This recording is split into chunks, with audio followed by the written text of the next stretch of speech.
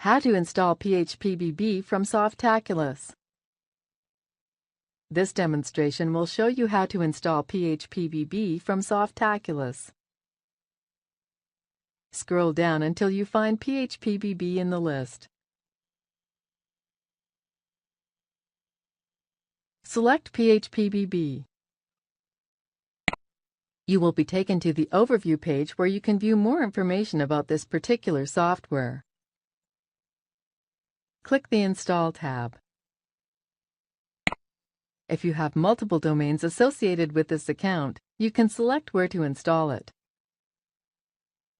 The next two boxes require a directory and database name, neither of which should exist on the server. Under Site Settings, enter a site name, description, and board email. These can be changed later on from the Applications Admin panel. Type the desired admin username and password that should be used. Also, enter the admin's email. In most cases, the defaults above should work fine. Click Install. After a moment, the software will be installed. Once finished, you can view your new site by clicking this link.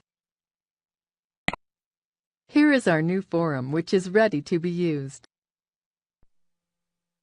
Thank you for watching our tutorial. Be sure to let us know if you have any questions.